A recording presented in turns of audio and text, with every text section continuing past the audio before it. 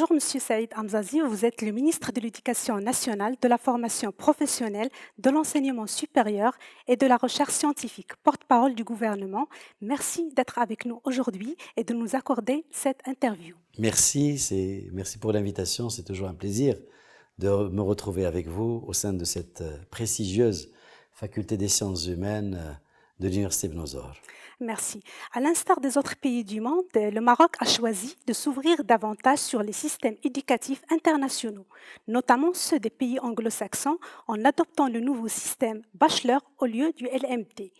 Selon la loi cadre 51-17 relative au système de l'éducation, de l'enseignement, de la formation et de la recherche scientifique, le nouveau modèle académique démarrera à titre expérimental et progressif en septembre 2021, particulièrement dans les établissements d'enseignement supérieur marocains à accès ouvert.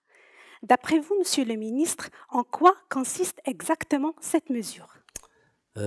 Encore une fois, merci pour l'invitation. Je voudrais également vous dire que l'événement de cette rentrée universitaire, c'est la mise en place de ce nouveau système bachelor.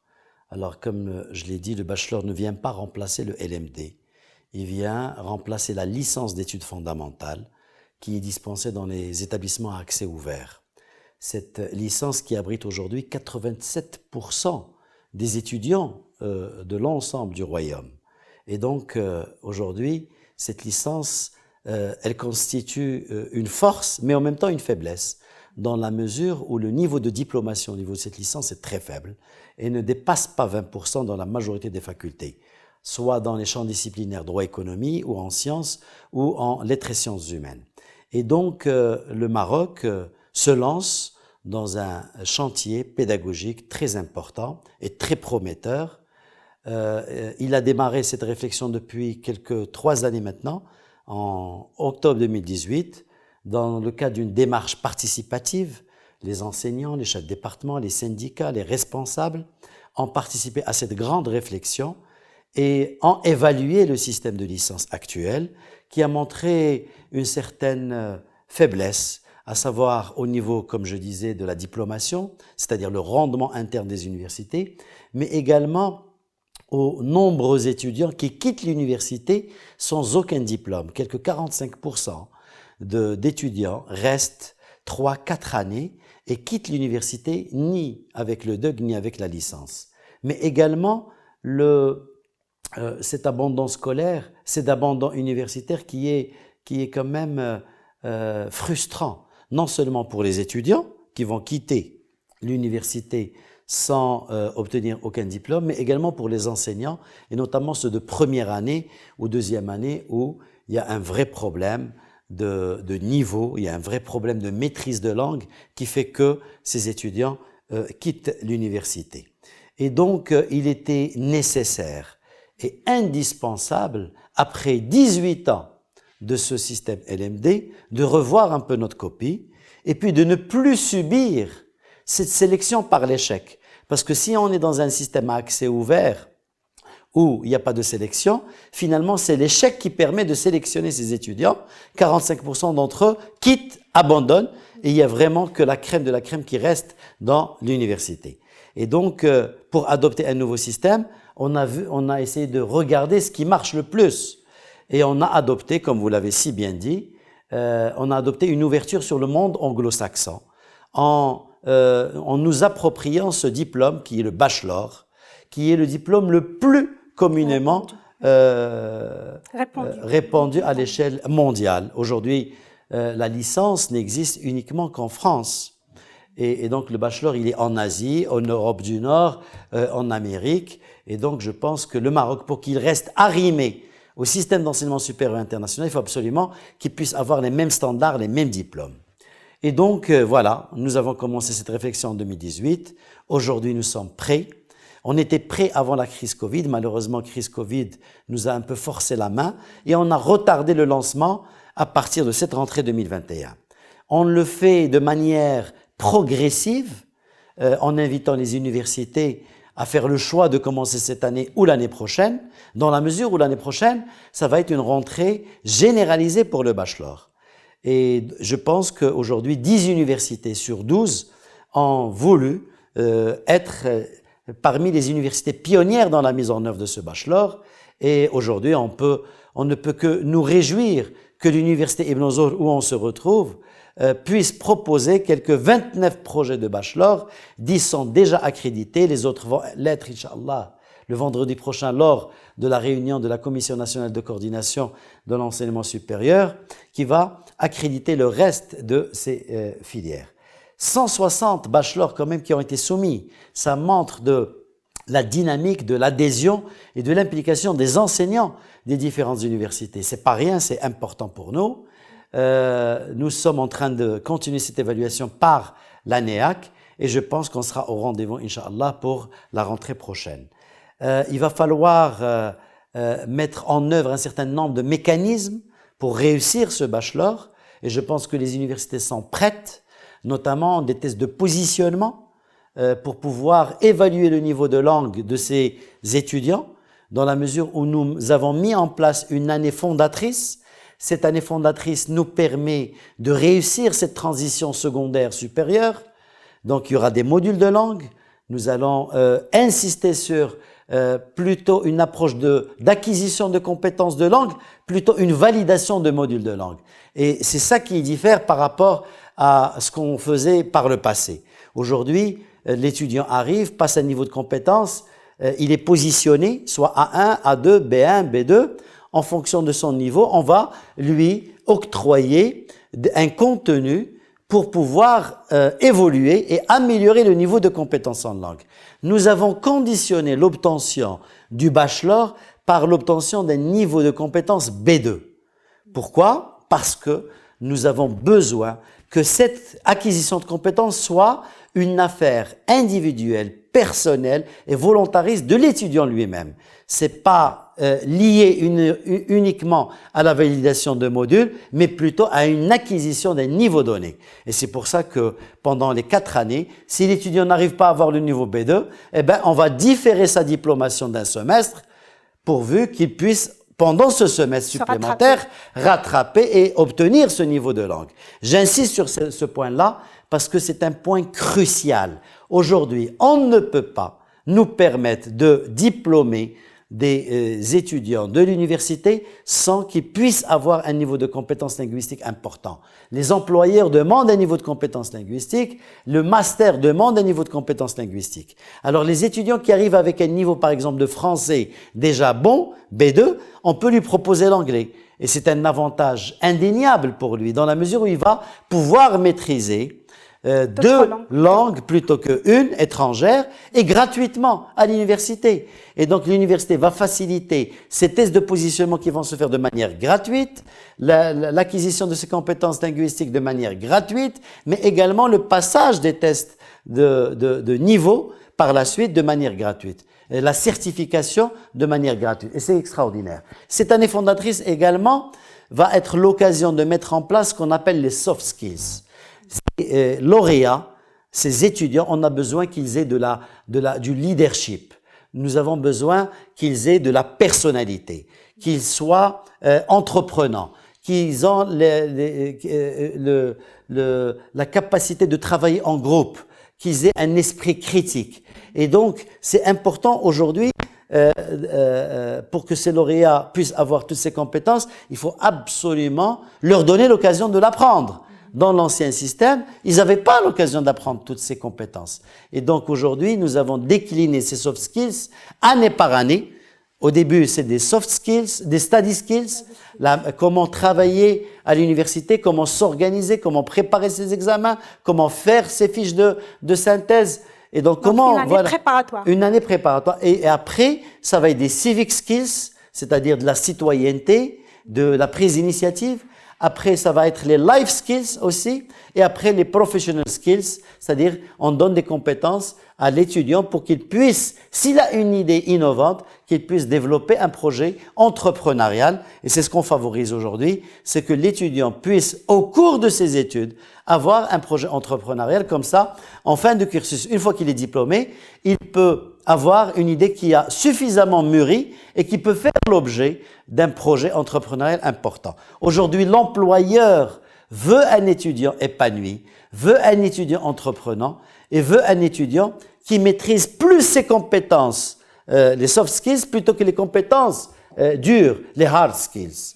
Et l'employeur, plus de 66% d'employeurs demandent ces soft skills à la place des hard skills. Justement, à ce propos, quelle sera la devise choisie pour cette rentrée universitaire marquée par une métamorphose de l'enseignement supérieur?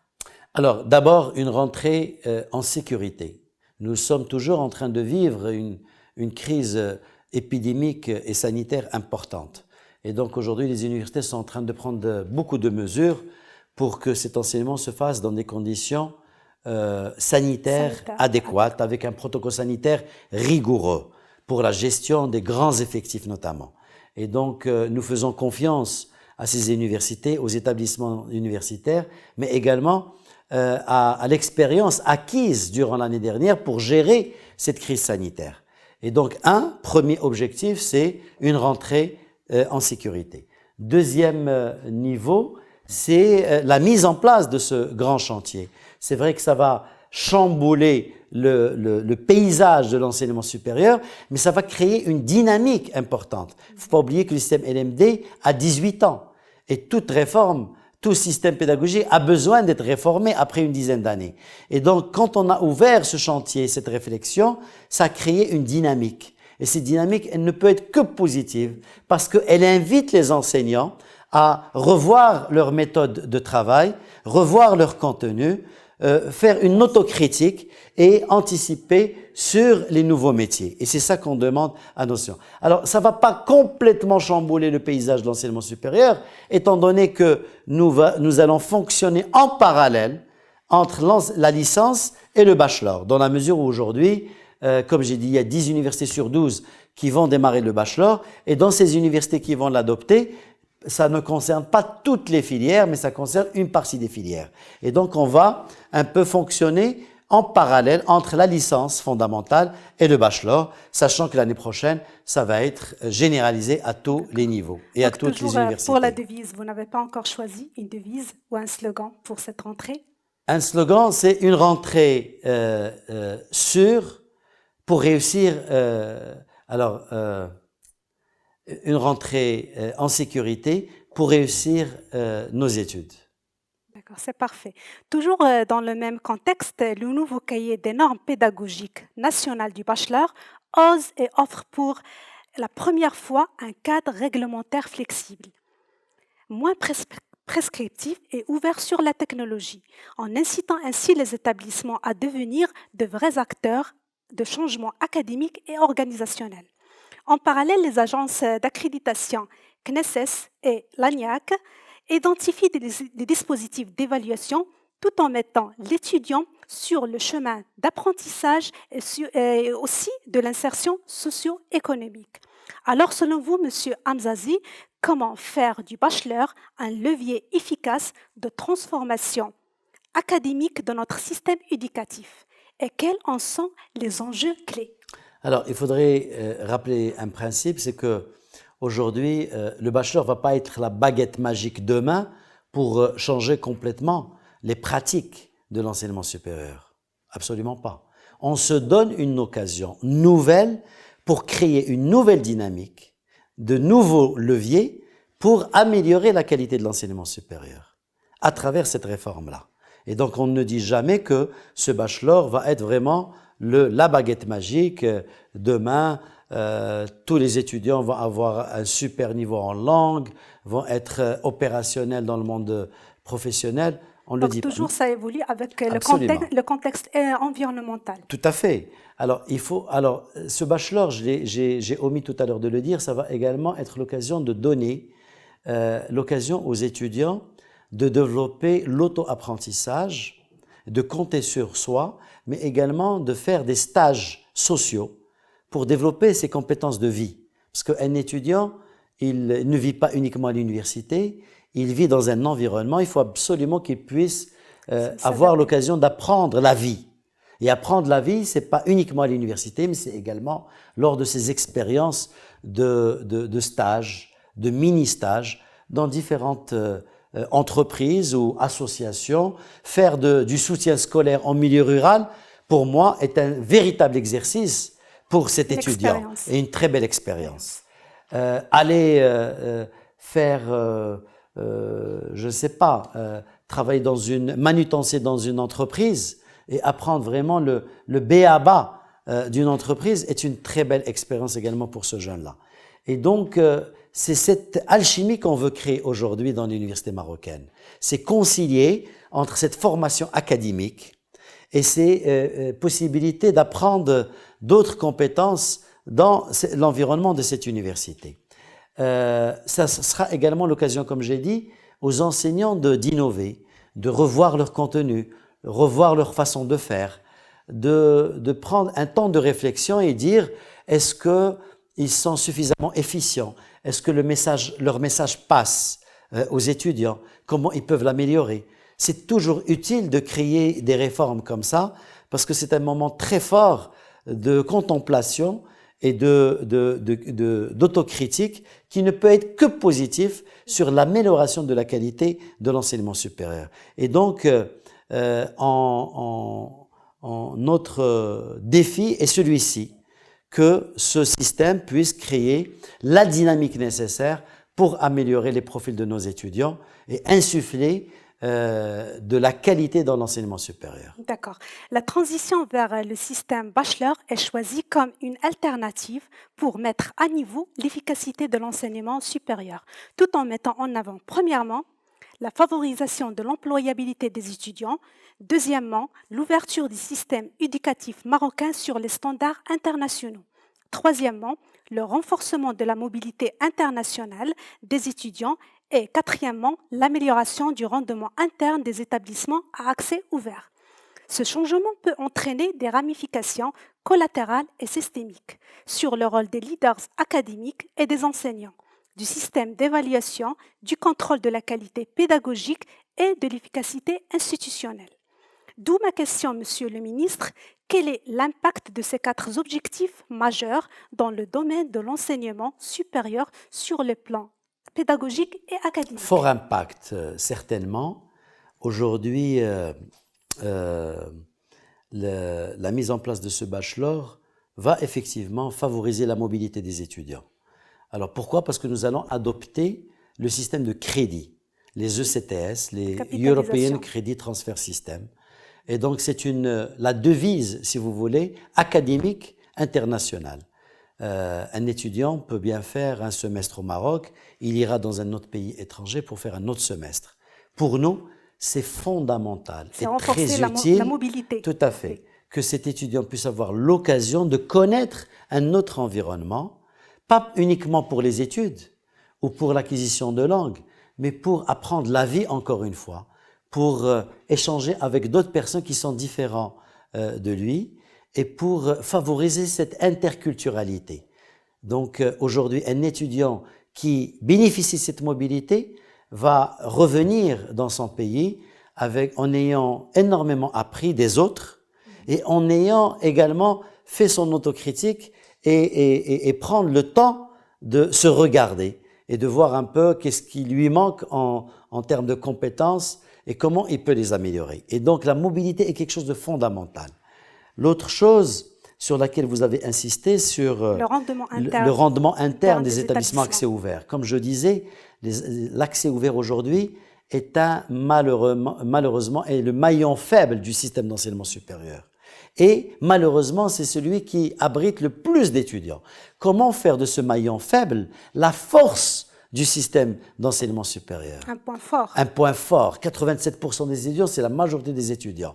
Et donc, c'est pour ça qu'on se donne les moyens de faire de cet accès ouvert un véritable levier de promotion de l'enseignement supérieur. Et notamment par cette orientation active sur laquelle je vais revenir. Aujourd'hui, l'étudiant devrait accéder dans les filières où il a le plus de chances de réussir.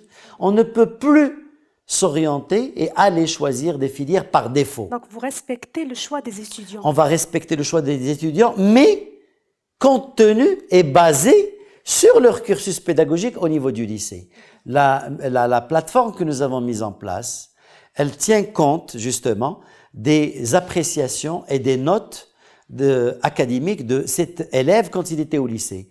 depuis le tronc commun, première année et deuxième année du bac. Et donc, il ne peut pas venir dire « moi, je veux faire un bachelor en mathématiques », alors que la plateforme nous montre qu'il a énormément de faiblesses en mathématiques. Et donc, on va lui proposer une autre filière que les mathématiques, une filière où il a le plus de chances de réussir. Et donc, c'est cette plateforme importante d'orientation. Pourquoi on l'appelle orientation active? Parce que justement, il y a une prise de décision qui est faite. Nous ne sommes pas en train de mettre en place un système sélectif, absolument pas, mais nous sommes en train de mettre une orientation active qui a tout l'intérêt pour l'étudiant. Donc, un accompagnement tout au long des 4 ans d'études. Alors, non, d'abord, l'accompagnement au niveau de la dernière année du baccalauréat, de la terminale. Donc, même avant.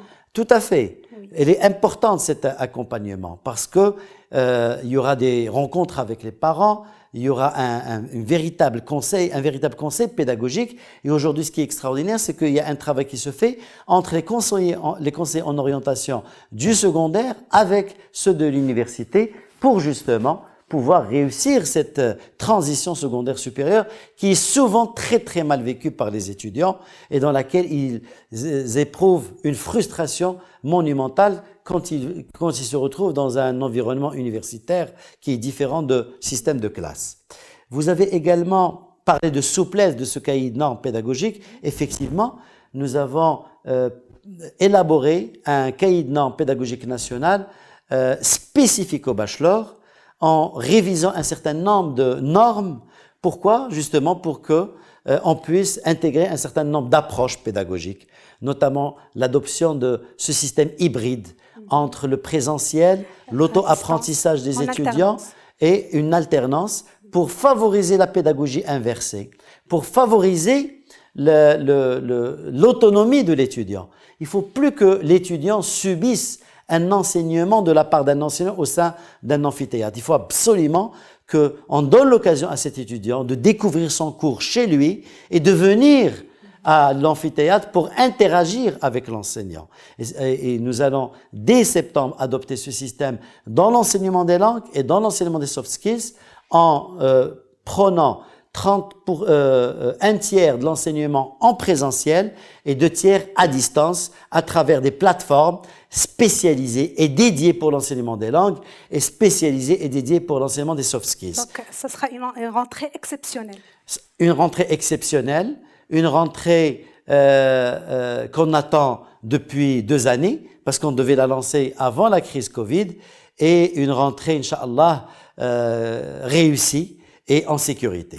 À la lumière de tout ce que vous avez dit, quelle est votre stratégie pour le démarrage de la rentrée universitaire 2021-2022, surtout devant l'instabilité de la situation épidémiologique causée par l'exacerbation de la pandémie du Covid-19? Comme je disais, aujourd'hui, nous sommes en train de travailler pendant le mois d'août pour préparer cette rentrée, préparer les modèles pédagogiques que nous allons adopter, mettre en place un protocole sanitaire rigoureux, et organiser cette rentrée. Les universités sont sur le terrain en train d'étudier tous les scénarios possibles. Nous allons avoir une réunion de la conférence des présidents d'université le mardi 24 pour justement faire un bilan et un tour de table de chaque université sur leur scénario et nous allons laisser bien sûr l'autonomie aux universités dans la mise en place du modèle pédagogique qui va être le plus adapté à leurs conditions. L'Université Ibn Zohr, par exemple, accueille des étudiants de plusieurs régions du Maroc. C'est des étudiants qui habitent très loin de l'université et il faut absolument qu'on puisse prendre en compte ces difficultés et ces spécificités et mettre en place un scénario qui le sera le plus adapté. Bien sûr que nous sommes en train de favoriser au maximum l'enseignement présentiel, mais dans la mesure où nous devons gérer les effectifs et nous devons appliquer un protocole sanitaire rigoureux, messieurs les doyens, messieurs les présidents verront quelle est la manière et quel est le scénario le plus approprié pour permettre à ces étudiants d'étudier, mais dans des conditions sûres et dans des conditions qui favorisent l'apprentissage, bien entendu. Merci infiniment, Monsieur Saïd Hamzazi, pour tous ces éclaircissements et d'avoir répondu à toutes nos questions sur le plateau de la chaîne Koulia TV. Je rappelle que vous êtes le ministre de l'Éducation nationale, de la formation professionnelle, de l'enseignement supérieur et de la recherche scientifique, porte-parole du gouvernement. Merci encore une fois. Merci à vous, merci pour votre aimable invitation. Merci à vous.